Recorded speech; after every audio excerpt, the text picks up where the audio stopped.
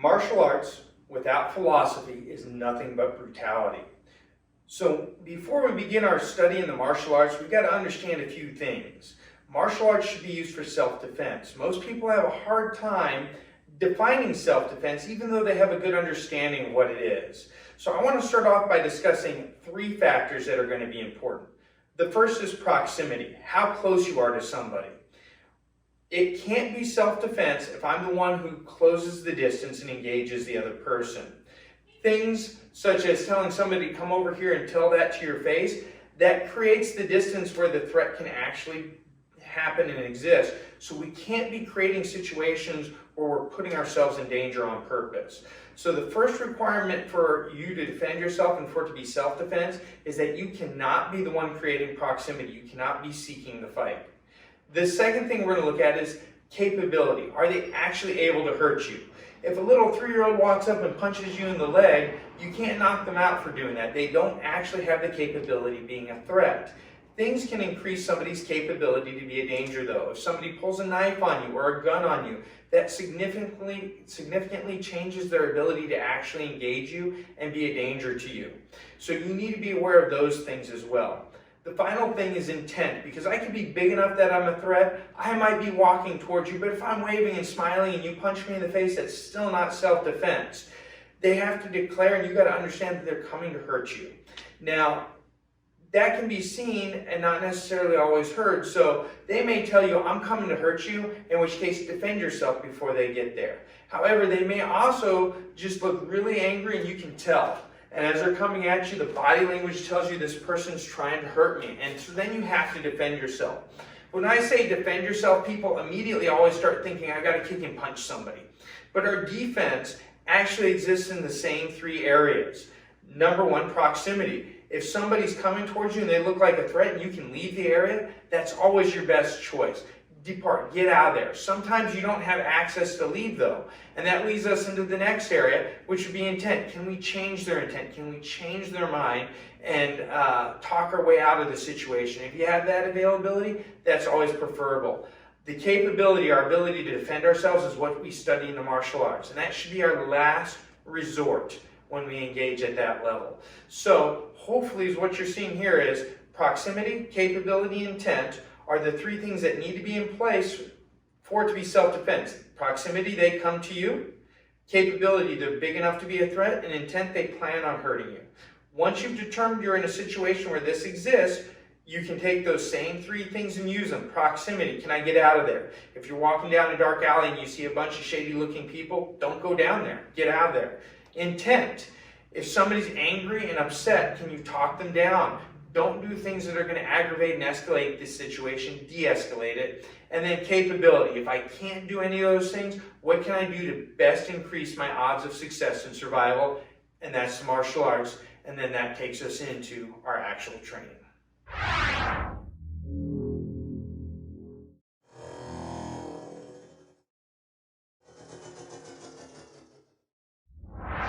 All right, we're going to talk a little bit about how we start each class, and we have a balance. AIK uses a lot of stuff in this because we got to set a foundation that's got strong values and ethics in place. That way, if we know we have to defend ourselves, we've got a good reason to do so, we have the commitment to do so. So one of the first things we do when we start the class is we'll show respect to the flag. So we'll have the students turn, face the flag, show respect, and they'll say spirit, honor, discipline, oaths. Now, I want to discuss this a little bit. The American flag, the root of it is the individual, and individuals making choices that are good and right for themselves. So we understand and respect that the largest nation is built up of nothing but individuals, and our goal is to cultivate ourselves and everyone around us to be great individuals. So when we say spirit, we're talking about effort. We want, if you're going to do something, give the effort to it. Don't just kind of do it and give partial effort. Nothing good ever comes out of that. So if we're going to do something as an individual, we need to recognize that we need to be committed to it and we need to follow through and give it our best effort. Honor. While we're giving it our best effort, we need to pay attention to the value structure. We can't jeopardize the value structure in how we go about things. So whatever we do has got to be done in an honorable, upright manner. Discipline. Discipline is only important when things are hard to do. A child doesn't like brushing his teeth at night, but it needs to happen. It's the right thing to do to preserve their teeth. So that discipline is important there. Even as adults, sometimes we run into situations where it's hard to motivate ourselves. Doing that extra workout when you've got the time to do it instead of sitting down and watching a movie and eating popcorn, but you know you should be working out. That discipline's extra important, and that discipline's what's going to build you as an individual, as a great person.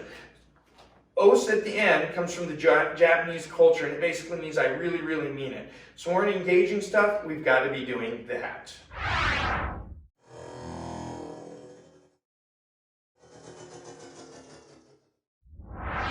All right, the second portion of our bound is going to discuss the 3 goals of training.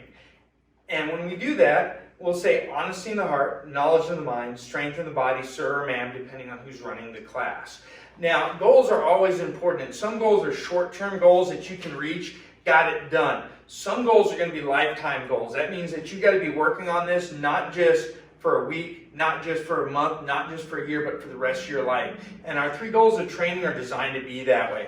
Honesty in the heart. We should work hard to be honest people. When you're an honest person and you tell the truth, the people around you appreciate you more, and it tends to build the quality of your life, which is what we want. We want a higher quality of life. At the end of the day, you know if you don't tell the truth. And oftentimes, that leads you to have feelings of remorse, guilt, and everything else. And carrying throughout your life that way is a horrible way to exist. So honesty in heart. Tell the truth because it's most important to you. Second portion of this is knowledge in the mind. We never stop learning. There's never going to be a point where you know everything. I've been doing the martial arts at this point well over 30 years. I still find new stuff daily in my training. So I guarantee no matter what you're doing and what you're studying, even if you've seen a ton about it, there's always more to learn. So we've got to have the goal to always reach, grow, and learn more with what's going on. The third part is strength in the body. And no, not like what kids think where you pick up cars and throw them at bad guys. We're talking about keeping our body healthy. Eating right, doing exercise, going that extra mile to make sure whatever we do is designed to keep us physically healthy for as long as we can be healthy in our lives. Now, this doesn't stop, like I said, for a weekend. We can't be a good person 6 days out of the week and on the 7th day, we're not. This has got to be ongoing, so this is a lifetime goal that we're discussing with the 3 goals of training.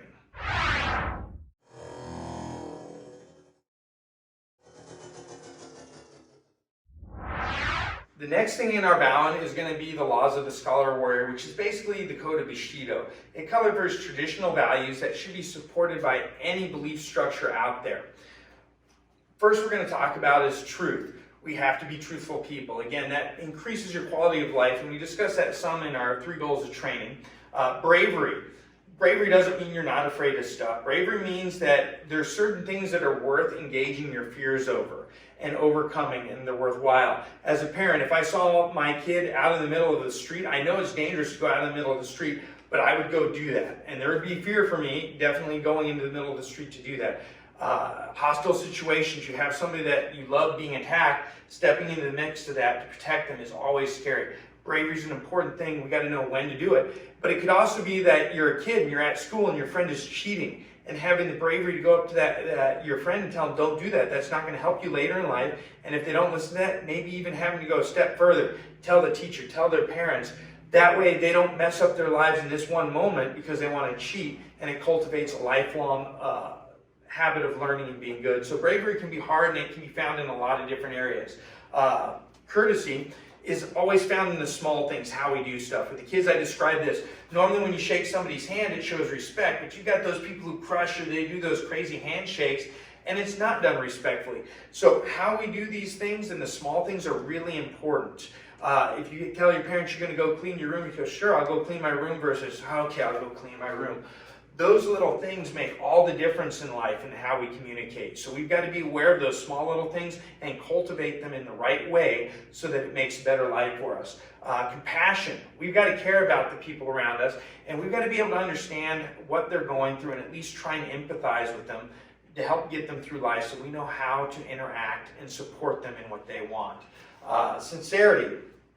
Again, if we're going to do something, we need to be sincere about it. Now, that could be something as simple as writing a report. If you've got to write the report and you apply yourself to it, you get it done faster and better than if you hem and haw about it.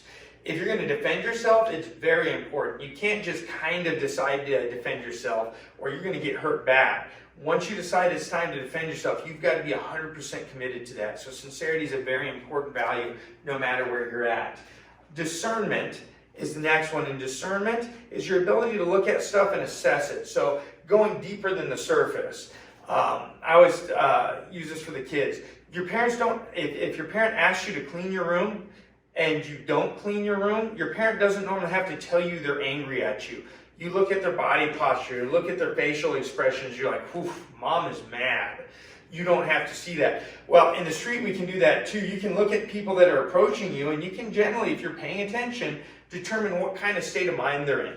If you got somebody who looks angry and very mad, maybe we don't go hang out around them. We change our path and we get out of there. So discernment's important everywhere in life. And loyalty is our protecting those things that we truly value, giving it the attention and care that's needed in it.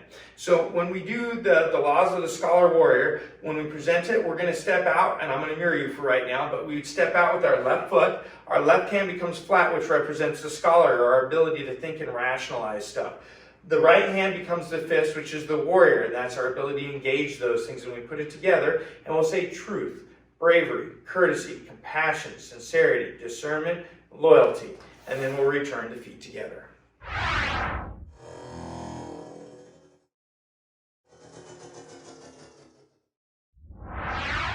All right, the final portion of our bowing is a closing statement, and this is designed to carry over into the rest of the training. So as a student, you'll step out with your right foot, and we'll get into the ready position because we're getting ready to train.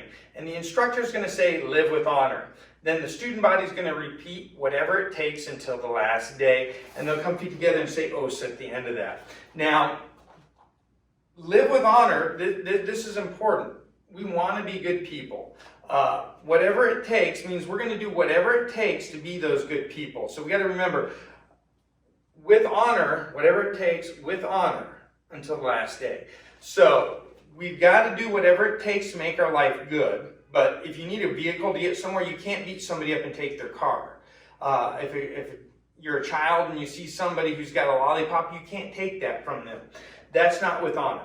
So we want to live with honor, and we want to be that way consistently until our last day, which means we don't have vacations on this. We don't take weekends off and be bad people on the weekend. It's got to be consistent and throughout. The discipline we talked about, the way we engage, the spirit, the energies, all got to be there. And so when we do this at the end of the class, it's what we're agreeing to do as we participate in what we're doing.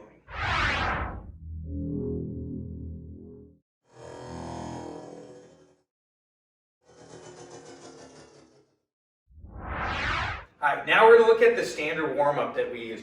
We use a standard warm-up because if you physically do the same thing before you train over and over again, it actually helps you physically warm up, but it'll mentally prepare you for moving into the class and being ready to learn. So one of the first things we do is an all-body workout, and we're going to start off with jumping jacks. And you do 5 jumping jacks facing the 12 o'clock if you're familiar with clock faces. So he's going to do 5. Mr. Trio will do 5 jumping jacks for me. Go ahead. 1, 2, 3, 4, 5. Next, the whole class will turn clockwise, and they're going to face 90 degrees from where they were, and they'll do 5 more jumping jacks. 1, 2, 3, 4, 5. This is going to continue, and he's going to turn again 90 degrees clockwise, and he's going to do 5 more. 1, 2, 3, 4, 5. And again. 1, 2, 3, 4, 5. Then he finishes with one final set facing the same direction he started. 1, 2, 3, 4, 5. Now that'll get the blood flowing through the whole body. It's good to get everything going. Next, we're going to look at the hip flexors. Now, the older you get, the more important these kind of things are. So he's going to put his right foot back, and he's just going to, now this isn't ballistic, but he's going to lift his leg as high as he can, just to get blood flow going to the hips, and he's going to do 5 leg lifts. 1, 2, 3, 4, 5. We don't want to get lopsided, so he's going to switch over to the other side. He's going to do the same thing with his left leg. 1, 2, 3, 4, 5. Now, I'm going to have him turn counterclockwise, and he's going to take his right leg and he's going to lift it up to the side again. This won't normally go as high as the leg lifts to the front, but it's working those hip flexors so that we don't cause injuries to ourselves later while we're training. 1, 2, 3, 4, 5. And of course, the left leg be facing away from the camera for this. 1, 2, 3, 4, 5. Now he's going to come up to a horse stance. He's going to stick his arms out the side, and he's going to do some arm circles just to limber up and make sure there's nothing binding in the shoulders. 5 front and 5 back. Go for it. 1, 2, 3, 4, 5. 1, 2, 3, 4, 5. The final thing we do is called an 8-count squat extension. It's a full body workout. And I'm going to go through this once, but we normally do 5 of these as well, but I'm going to discuss through it. So on number 1, he's going to go down into a squat position, putting both hands on the ground.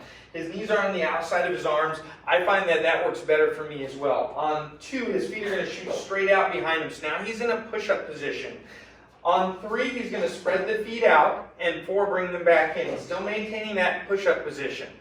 On 5, he's going to go down for a push-up, and 6, he comes back up. 7, the legs come back in, and 8, he stands up. We got to 8 once. That's one 8-count squat extension. Like I said, we normally do 5, but I'm going to leave it there right now so you understand what's happening during the warm-ups.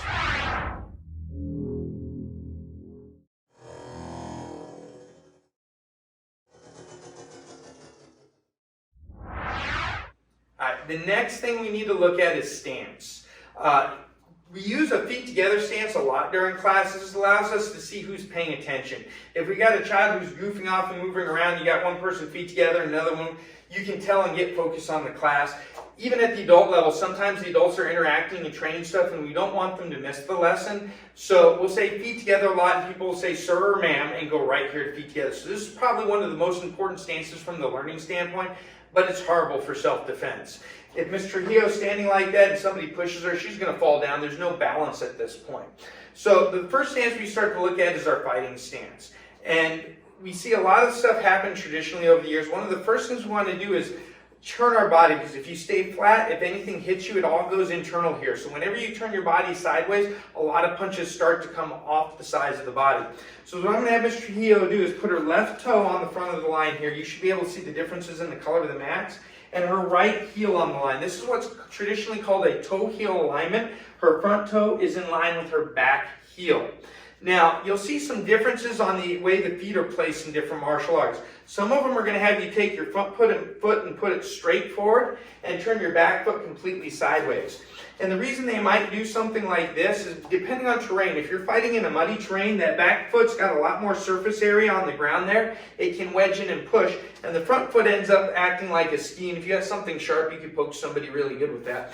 So a lot of them will do that for that reason. Disadvantage of this is the knee is open, which allows the groin to be struck a little bit easier, and there's other ways you can compromise the knee joint. In Kenpo is our base alignment on the feet. We turn the feet to the 45s. So she's going to turn that left foot to face the front right 45, and her right foot's going to be doing the same thing. And this begins by bending this knee a little bit. It guards the groin some with the foot at that angle. The back foot's turned a little bit forward, which allows you to better engage and move forward and stuff. Now, this is a width dimension, a left-right dimension. We're gonna express this stance in height, width, and depth by the time I'm done. But I'm gonna point this out. This is the most classical stance we use in Kenpo, and we use this to narrow the body to protect it. So when we first learn, we use this a lot. Then we start to understand down the road that there's going to be differences in range and what you have to do. Right now, for her to get a lot of power off her backside, her twisting's limited by how far back her hip is. So as she collapses from a long-range situation into a mid-range situation, she's actually going to have to take this foot and bring it out. Now her feet are kind of on a 45-degree angle with what's happening right here. And this works better to mid-range where you're not dealing with the longer range kicks and stuff, which we'll get into in a moment here as well. Now, the other thing that happens is if we collapse completely into a grappling range, the foot comes up much further. I'm going to actually have you put your left heel on this line and your right toe on this line. Now, you never want to come completely square. This gives you a little bit front-back stability, but in an up-close grappling situation, the foot could go as wide as this. Now, I'm going to have her go back to the toe-heel alignment to start here because this is where I like to see a lot of the students start. just because it turns the body and protects better when you don't know as much. Now, the next thing we got to determine is, now that's with left, right, how wide do we make our stance front to back? Well, one of the things we got to do is we got to acknowledge that all of us have different builds to our bodies. So we don't want to get too wide to where we can't move. We got to have some level of mobility. So what I'm going to have her do is I'm going to have her take her right knee, and she's going to touch her right knee down on the ground by her left heel. This gives us a heel-toe measurement. Now, if I leave my feet where they are when I stand up, that gives me the optimal front-back distancing for my feet in a hard surface situation. Hard surfaces being things like concrete, where you've got Nikes and you can move around well. If you're in mud, you may want to go to a much wider stance and root down and wait for somebody to come to you. But in our environment, in most of our city situations, we've got traction and we've got to be capable of moving. So this knee-heel for the front-back measurement is really important on the stance. The final measurement is how low do we bend our knees? Well, we've all seen the crazy kung fu flicks with really low stance. That looks great for the movies. But if you bend this low, it's great for training strength and horrible for movement and actual self-defense. It's hard to move out of these situations. So what we want to do is we're going to capture what's called the angle articulation. And all that describes is that moment right as your foot comes off the ground when you're walking, there's a bend in your knee. If you capture that bend in your knee and you put that in your stance, you're going to feel kind of springy right there. That springiness is what's going to allow you to explode and move in or out of something real fast and really hard. If I go higher than that, I've got to drop to that point to be explosive. And if I go way lower than that, I've generally got to climb myself back up to that position to be able to move. So she's going to go into her base stance here. Now that's fundamental on the base. Next, we start looking at the guard. Classically, they would actually put this right hand across their body. The left hand would be up and it would work like a windshield wiper. This is good for several reasons. If you're just getting punched, it does guard the liver, and that is a knockout zone. And if it's hard to move around, if you're fighting in a soft surface environment like mud, it's hard to circle the person. In our hard surface environment, it's a lot easier, and I can hit the side of her head a lot easier. So we don't do this as much in the modern fighting as we did back then. But the other reason they have this is because if you were fighting with something sharp, like, I don't know, swords and spears and stuff, and you get stabbed in the belly, it's a slow, painful death. So they would put the arm down here to guard their belly a lot of times to protect themselves. This front hand would work a lot like a windshield wiper. If somebody's coming straight in at them, they can just windshield wiper that out of the way. But again, in the harder surface situations, this isn't as ideal. So we see this backhand come up to their head. Now, placement of the hands, the knuckles are going to be right about where her eyebrows are. Now, she's looking really good. She's got her chin up. Normally when she fights, and I know because she hits me, she'll bring that chin down to protect her face. This brings the forehead forward. So if something's going to hit you, it's going to hit at the forehead. Now I'm going to have her pick her head up again real quick, and I want you to pay attention to the knuckle level. Right now her eyebrows are above her knuckles. When her chin comes down, her eyebrows are beneath her knuckles and they're right about that level. Does that make sense? So this is going to guard the face right here. The hand straight up and down this way allows for stability. If somebody hits her arm, it won't collapse as easily. If she does something strange, like she turns her hand this way, if it hits, that arm's going to collapse and she's going to punch herself in the face. So you want to have the hands pointing out, the pinky side forward in here, and the arms are straight up and down. This lets the ribs be guarded by the elbows. And if you don't see stuff coming in from the side, you got a first line defense here and here. And I'm going to have her turn her whole body sideways for a second. Other side. There we go. Put that guard back up. Now, you also notice that there's two levels here with the arms. The front arm's further than the back arm, which is also further forward than the head. Common things that people do at the beginner levels that make mistakes, they bring this hand back further and now her face is exposed. We don't want to see that. Or they bring both hands forward, and as I bring this other hand forward, you'll notice her hip came forward. That squares her body out again, and that defeats the purpose of narrowing the stance. So within the stance, we have front arm, back arm, head in the succession of what we're going on. One more thing on the line here real quick. One of the, go take your normal stance. One of the things we've seen as the fighting worlds have advanced and tractions get better, we see a lot more people using this wider stance to start. And because our traction is better, rather than leaving the whole foot flat on the ground, which is really classical, you'll see them actually turn that back heel up and they'll grip the ground with their foot. Now this can be dangerous if you're in a toe heel where she's at right now, because she gets really twisted on a narrow stance. She can't stabilize. But if she ends up bringing this foot a little bit wider, like we discussed at the beginning, now if I'm pushing on her, she's got more stability left-right, which is better at the mid-ranges as strikes are coming in and stuff. So general stance, if you're a beginner though, think toe heel, keep the feet flat, toes pointing to the 45, Hands are going to be up, knuckles about eyebrow level, and chin down to protect your face. And this is going to be your base starting stance, and I gave you a bunch of other details on how this can be adjusted and moved around that you'll figure out and learn within your training.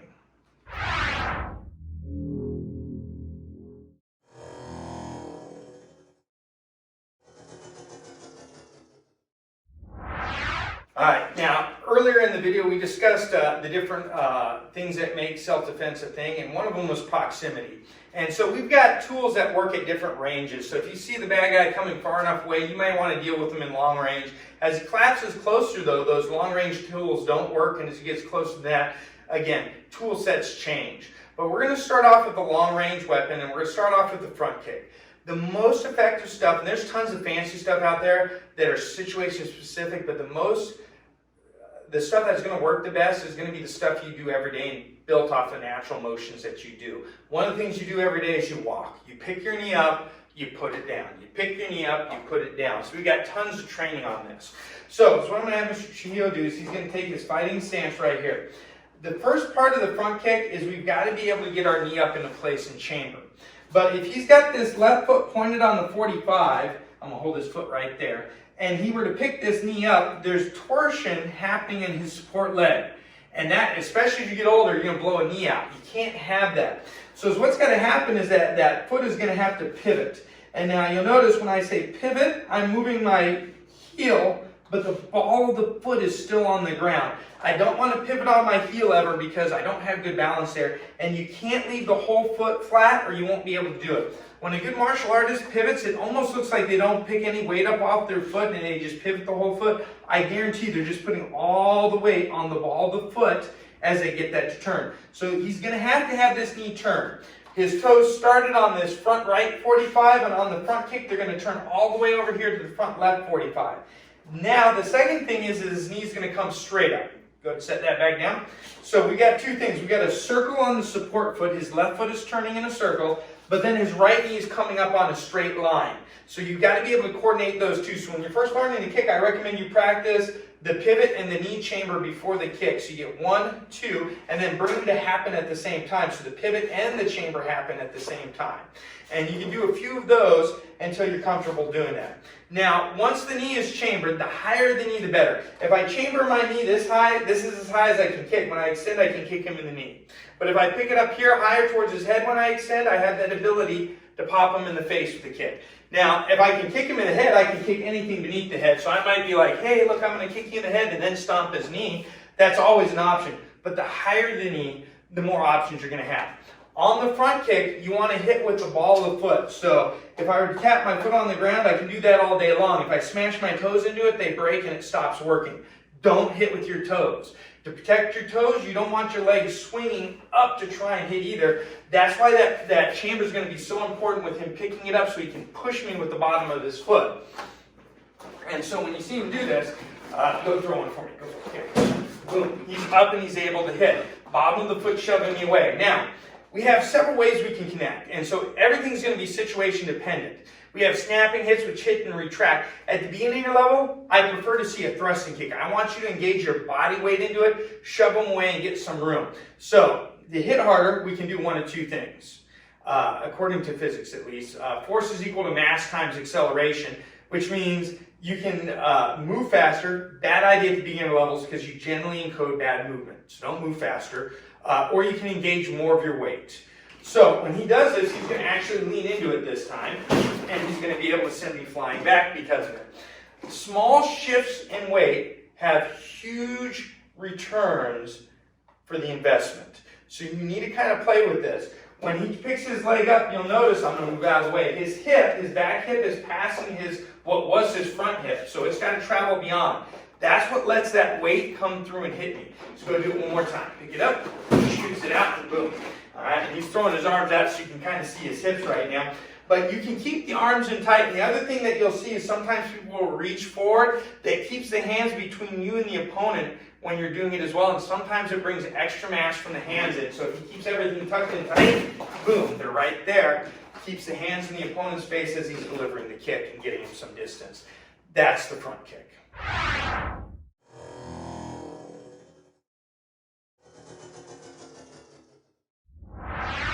All right, our second long-range strike is going to be the side kick. Side kick I always relate to squishing bugs on the ground. So oftentimes have kids and adults just practice picking that knee up and squishing with the heel. Now I'm going to have him take his fighting stance again. We still have the same situation in place that's important. His support foot's got to turn, but it's actually going to turn further. On the front kick, we went about a 90-degree turn, so we went from front right 45 to front left 45. But now those toes, instead of stopping over here, they're going to come all the way over here. So I believe it's a 135-degree change of direction, if my math is correct here. And so he's got a much larger chamber here. And for right now, he's going to pick his knee straight forward up. Now, we can throw side kicks in a ton of different directions. It gets its name primarily because the foot's going to be sideways at delivery. But when you first learn this, practice getting that big old pivot, and for right now, put the foot down. And so do a few of those when you're learning it to make sure that you can get that coordinated.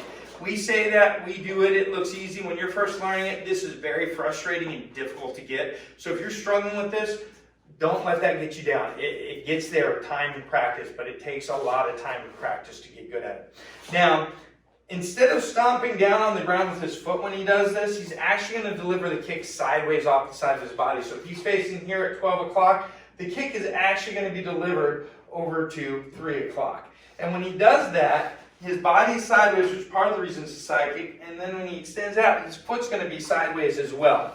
So we have the one in the chamber, there's always a chamber, two, the foot shoots out to the side, and that's our side kick.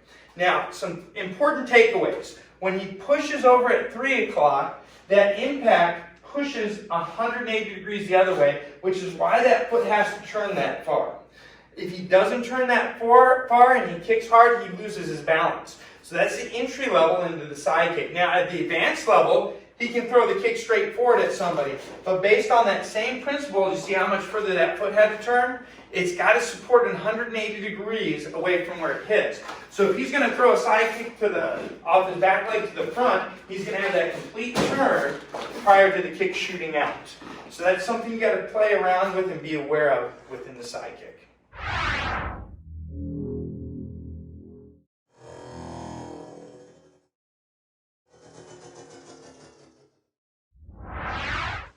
Alright, so front kick and side kick are our long range tools.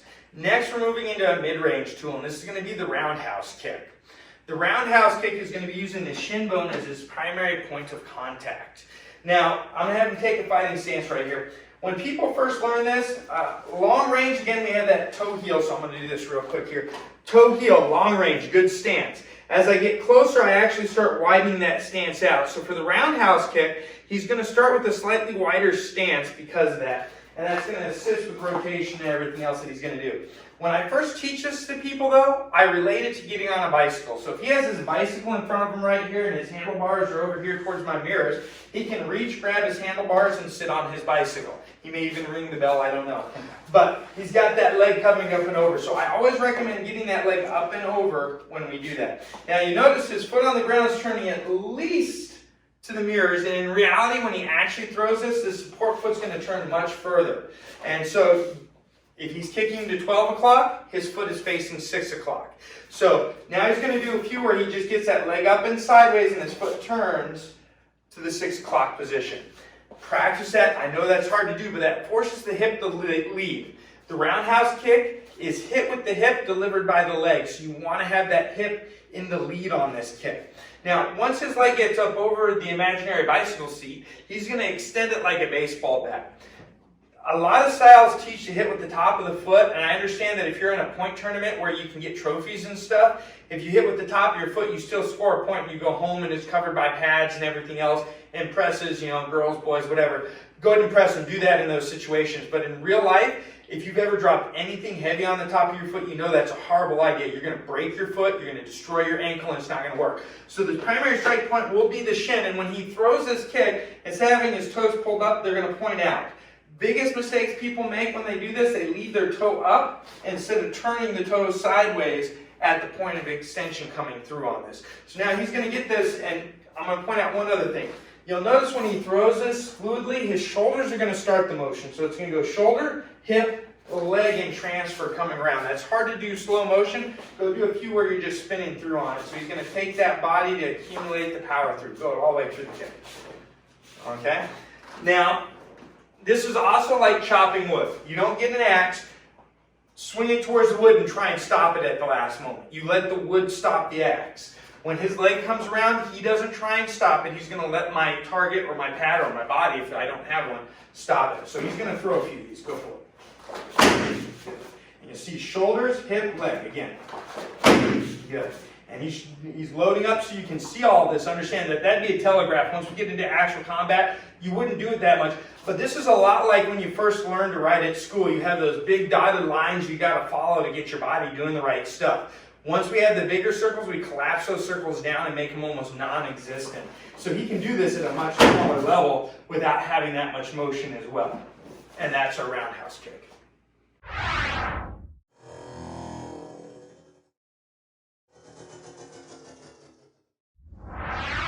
All right, the next mid-range strike is we're going to move into arms, so we got our straight punches. So I'm going to have Mr. Trio take a horse stance facing the camera real quick. Horse stance is a learning stance, and the advantage of this stance is we can use either arm equally during the training phase of stuff. The other thing it does is it forces proper posture, so now I'm going to actually have you turn towards me while I describe this next portion. So where his elbow sits is where he wants his arm to be, so his right elbow is touching his ribs. When he pulls his arm back, it's that same spot. That's the proper place for the arm. Now when he does this, that forces the shoulders to sit right above the hips. Whenever we rotate, you want to have the back straight. If you bend your back and you try and rotate, it does horrible things to you and it pulls you all off center. So this stance is actually kept around in the martial arts because it forces proper posture, which later on is put into everything we do and keeps you fighting well. So that's the placement on that. The knees are bent, toes are straight forward. Go face forward again real quick for me. Now, when we start throwing a punch, we're only going to extend the arm halfway to start because I want to describe a few things. This arm is brushing his ribs as it comes out, and as it comes out, this fist is going to rotate toward the knuckles or straight up and down.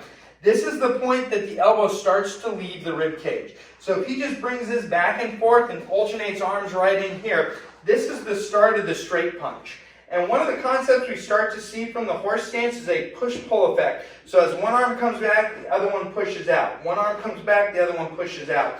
And so you'll see this. This is a vertical punch. The vertical punch is really common in a lot of the classical styles, but it's because they were fighting those softer environments with mud and stuff. And if I'm running at him in mud, and I can't stop well, so there's going to be a high collision. When the punch hits in the vertical alignment, both bones in the arm support the impact, and it's generally easier to get these two big knuckles to connect, and you don't hit the pinky knuckles easy, which breaks easier. So this is real common in those environments, but we live in a hard surface environment, which means people are moving around all the time, and we have to reach further. So if he ends up reaching this arm out straight, he could hit with a vertical like that, but what happens is all that energy, kinetic, goes into his elbow joint and messes with his arm. So what needs to happen is he's going to come halfway here, the arm's at vertical, but he's going to continue this twist as it extends out. Now, you'll notice his knuckles are kind of at a 45 down. He didn't stop here. Some styles teach this, but when you hit hard here, the body does one of two things when it gets hit. It either goes back or it collapses in. His wrist naturally, hang on, don't fight me on this. His wrist either goes up and down naturally that way too. So if they roll with it, he can roll his punch. And any martial artist who's ever hit hard on a pad has done this poorly, and they've jacked up their wrist by doing this. By rolling it past that, the ligaments and tendons support in the up-down angle a little bit better, and it actually protects the wrist far better with what's going on. This also keeps kinetic energy going forward further. This is the same reason they spiral the inside of a rifle. It spins the bullet and keeps the energy going forward, so it keeps it from going into that elbow joint to damage it. So this is a good thing to practice from that horse stance, and you can work the push-pull either side, and by bringing those arms back, it should keep the shoulders centered, and there shouldn't be any slouching happening while you're training, which is why we see the horse stance still really active in a lot of the martial arts and why we do it. Now, I'm going to have him face this way in his fighting stance again. All right. Now, I'm just going to take his back arm to start right now. And if he were to throw this just like we did in the horse stance, though, this would be bad. If he does a vertical punch, you'll notice his entire head's available. Well, that's okay if I can't get around to the side of him very easily, but if I can step over here, it's like hitting a T-ball. It's too easy to hit. When he takes this fist and it rotates, this shoulder actually comes up and it protects his head, and the knockout points on the head pretty good there. So that rotation also provides that. Now, when we hit, we have some choices. We can try and hit really quick to set stuff up, or if we want to hit hard, but we got to have the option. So if I need to be able to hit hard, I got to understand how to develop power. If he just uses his arm, there's only that much in play. But he has the ability to use his whole body. But to use the whole body, we have to start at the base. Classically, they don't pivot their foot at all, so they keep all the weight actually pinned to the back heel. That means when he rotates, there can be no lean forward. He's actually going to kind of be like a screw twisting into the ground to keep the weight on that. But that way, when he hits, he's got support to the heel as it drives forward. So that's kind of classical in what's going on. With the modern day fighting and the better traction that we have, we oftentimes pick that back heel up. But if that back heel comes up, that heel and toe have to be able to make a straight line to the target. If he just, put that back down, if he just kind of picks it up without rotating the foot, there's no support against the punch here, and I can push him over easily. But if he ends up turning that heel up, now we've got a bracing angle in line, and everything lines up at the point of connection, which lets it hit much, much harder. Now, there's times that we train both, because sometimes we're in good footing, sometimes we're not. So in Kenpo, in my school at least, we'll teach both, and we'll work both so that you understand when and where to work it. When he hits, he's going to focus on these two big knuckles. If you're ever holding pads for somebody, you don't want to get hit. So I'm going to go over this real quick. If he's throwing his right punch, I catch with my right arm. Because naturally, as he rotates, he's rotating that way. And so if his arm goes off target, it's going to go in that direction. If I'm holding my left arm up and he throws his right and that drifts, it hits me in the face. Life lesson as an instructor. As you first instruct, you'll probably run into that once or twice. So, cross punch to keep your head safe when you're doing that stuff. And the straight punch is a good tool because it lets you practice accuracy and stuff. Now, I'm going to be honest with you, that's a blunt weapon in the martial arts. If you hit somebody good, maybe you get lucky, you knock them out and everything else. But if somebody's got more than 10 pounds on you, punching them to death may not be your best choice. And that's where the martial arts comes into place, and we see much more violent stuff like eye gouges, half fists to the throat and stuff. But you can't train those with a partner, so you can't poke people in the eye and keep working that over and over again. The fist can be padded for training, and so when we spar down the road, it's a good tool for that. It builds confidence, lets you know where you're hitting and how it hits, and then later we augment it with tools that can overcome much larger opponents. It's just like changing out the tool set on the end of a drill bit. So that's a straight punch off the back arm. Front arm uses similar mechanics, but let's go over the back arm again real quick. So he twists his foot, which moves the hip, which moves the shoulder, and then the arm delivers. So you see accumulated momentum up the body into the strike. On the other side, we don't normally pick the foot up. There are situations where you actually can, just like that backside, and drop weight in. But for right now, I'm going to have him keep his foot in place, and he's going to turn the hip first. That small turn of the hip turns his shoulder. So without even moving his arm, he's got motion in play. So it's going to go hip, shoulder, and then his arm and shoot out. The front hand's normally a setup. It does not hit as hard as the backside, but it gets in their face. And then one of the things you can do to build your coordination is you can throw the front arm and then the back arm. Now remember from that horse stance I mentioned we were working the push-pull. Here it is in action. So when he throws that left arm, it's there, and then when the right arm comes in, it's right there behind it on a follow-up. So we have a front arm, back arm, and you'll notice when he's done, these hands are up here by his head to protect if there's any level of engagement. And that's our straight punch, called a straight punch because the arm's straight at extension.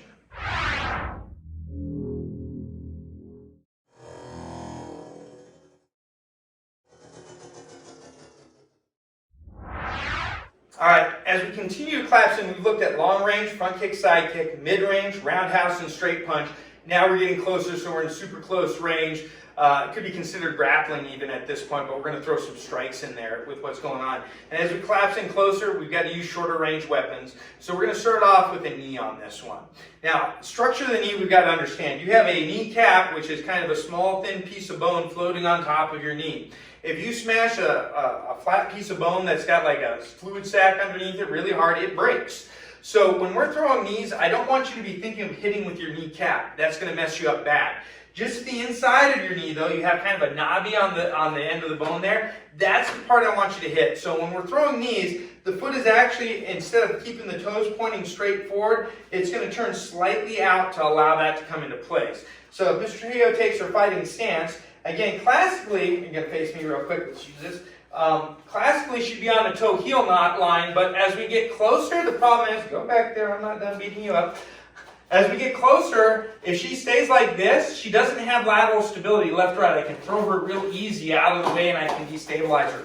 So as we end up getting closer, that foot widens up just like she was trying to do as she felt me coming closer to defend herself. And then as we're in here and we're tied up and we're moving, we have that ability to push and pull on each other. And so that base is wider normally when we engage at the knee-elbow range because of that.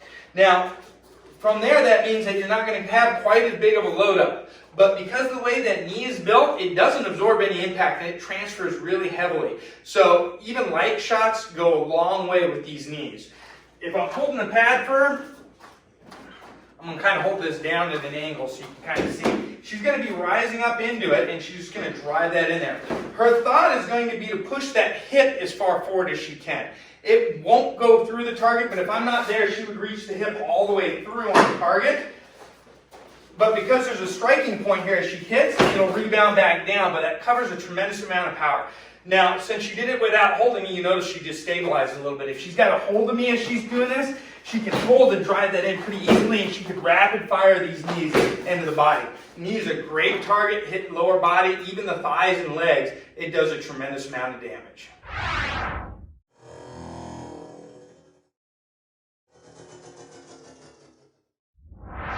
All right.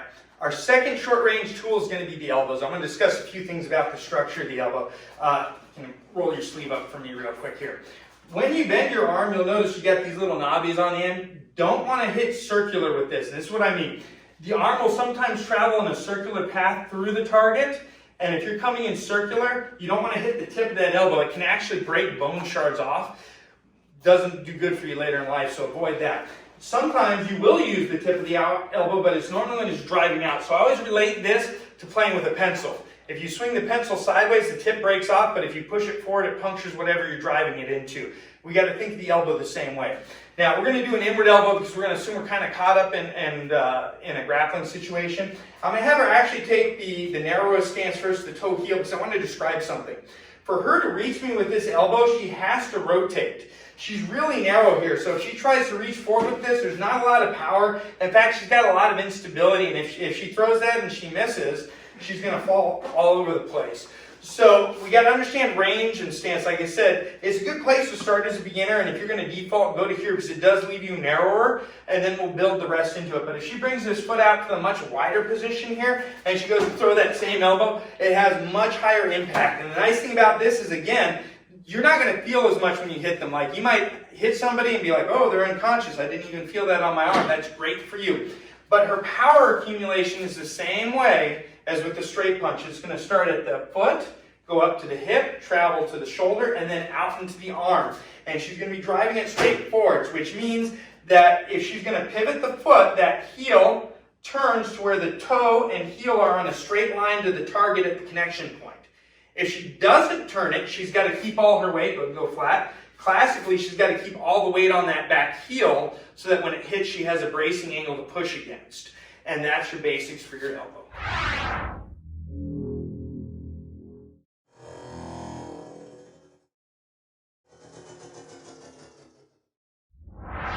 All right, the last thing I want to look at, well, almost last thing, is a technique. We use techniques to teach theories, concepts, and principles with what's going on. The techniques have gone through a ton of different naming conventions over the years. Originally, it was alphanumeric, where you had like technique 1, version A, B, C, D, F, G, H, I, J, K, L, M, N, and P. Kenpo is broken off into a ton of different directions. They have different names for different techniques. Sometimes it's the same name, different technique, or different name, same technique. So I've seen a ton of stuff over the years. AIK, we break our naming convention up so that there's 2 names per technique. The first portion of the name is going to discuss what you're doing, and the second portion of the name is going to discuss what the bad guy is doing to you or how they're attacking you. So the first one we're going to have is called countering hawk. Countering is going to represent rapid fire strikes, which means there's not a lot of thought going in place. We're going to execute from beginning and end to the end of it before we evaluate and see what's going on. Hawks, any of our bird techniques, just like a hawk, if it would land, it would use its fingers or talons to grab and latch onto stuff. Any of our bird techniques are grabs, and hawks are going to be single-handed grabs to the body. So in this technique, I've got a hold of her right here, and possibly with a backup weapon in play. Now, at the beginner levels, I don't worry about this backup weapon as much, and I want to study what's going on here because this is to learn some stuff. First thing we got to recognize whenever anyone's grabbing a hold of you is we got to know where the exit is for the hand. First thing we look for is what's called the weak link, or the opening between the fingers. Now, if I grab her right here, she could try and run that way real fast, and that might get her free from my hand because that's where it opens.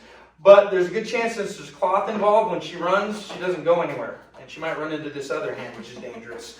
So, we got to move on to phase 2. The weak link doesn't look like it's going to be our best choice in that. And the second thing we're going to look at doing is bending the wrist. Because if you can bend the wrist, they can't hold on. Meaning that I can hold really good right here as long as my wrist is flat, but the moment I bend my wrist, it doesn't work that well. You can do that with yourself. If you grab, you can kind of pull down and grab it. Then if you bend your wrist, you're going to find your hand pops right out of there. So the first thing she's going to end up doing is she's going to take this left arm and it's going to come up and turn out. As that arm comes up and out, you'll notice that my wrist starts to bend, which makes it really hard to hold on.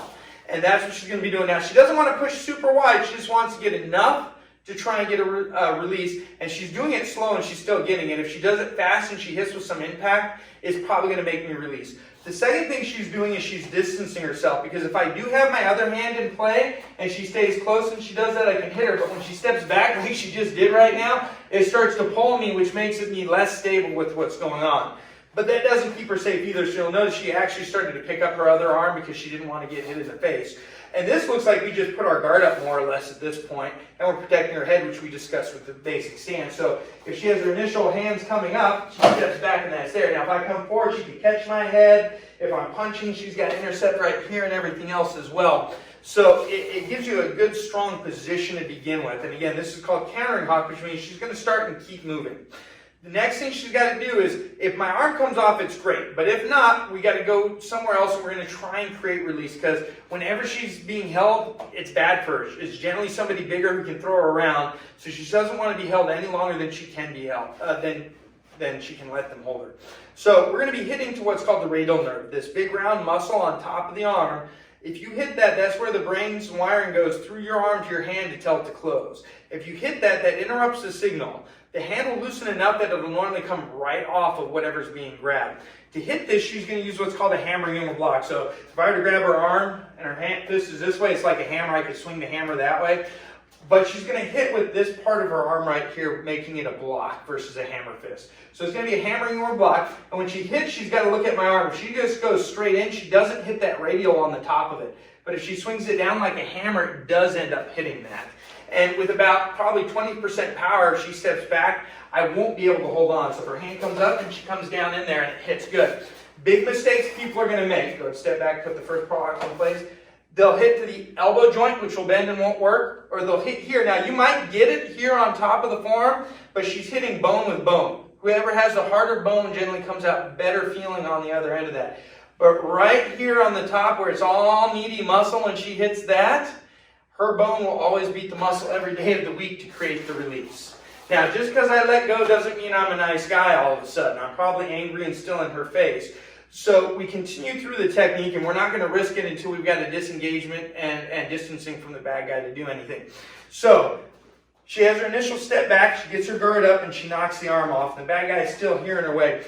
She's got this arm crossbody, so this is going to be tied for just a second, and we got to kind of use something else. Well, the best tool is sitting right here by the groin. And all she has to do is lift this leg up, and she can do one of two things. She can hit with the ball of the foot to shove me away if she's got shorter legs. If you end up having longer legs, you can just use your shin bone and lift straight up into the groin. So if she knocks my arm off and I'm super close, the leg can come straight up and hit to the groin. If she's got a little more distance, she can push with the ball of the foot to create some distance. Either one, my body is going to definitely go from standing up straight to bent over. That kick's designed to hit the groin. When I say the groin, the bladder region as well. The female pelvis is built in such a way that the pelvis will break easier than the male's pelvis, and there's all kinds of bad stuff. So if you think about belt line and below in that region, that's the groin. Hit anywhere in there hard, it does tremendous damage to a human being regardless of gender. So in motion here on countering hawk, she steps back, she knocks the leg off, and she hits. Now, I might be here, and I might be angry, and I might be ready to still re-engage. She's got this arm up in position, and she knows what she's going to do.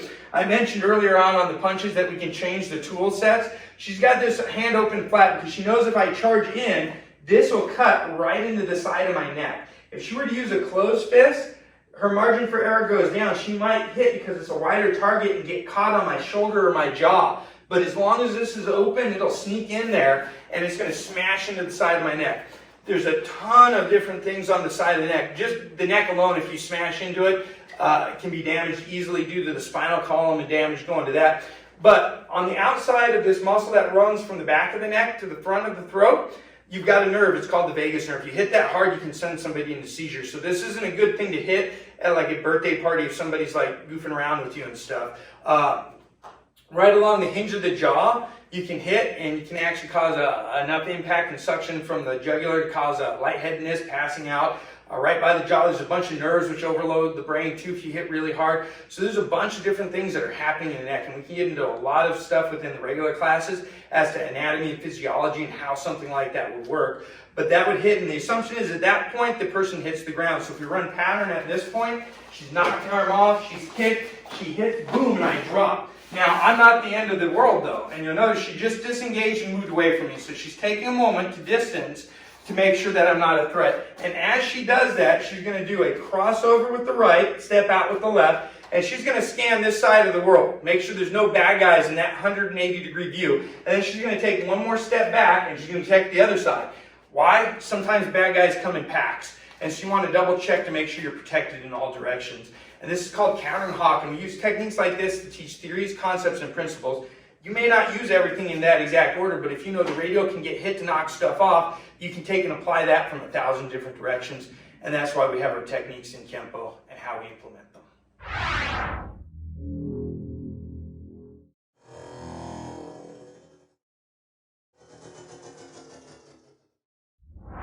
All right, in closing on the class, we have a salutation as well. It's similar to what we did at the beginning, but we're going to step out with the right leg, and I'm going to I'll go ahead and, you're going to step out with your left leg. I'm going to mirror you again. So you'll step out with your left leg to the side, and you're going to make your flat hand with the left hand, fist hand with the right hand. That's going to come together. This is what we call meditative horse. And at the end of class, we just take a moment to kind of reflect back on some of the things we learned. You may not remember, you probably won't remember everything you learned in class. There's so much to learn. It's such a complicated study. But you want to always try and take one thing with you. What is that one thing that you can take and incorporate? Find that, take that with you, incorporate it into your self-defense, and then the next time you take class, find one more thing to add to your toolkit. And so you'll see this at the end of the class with the meditative horse.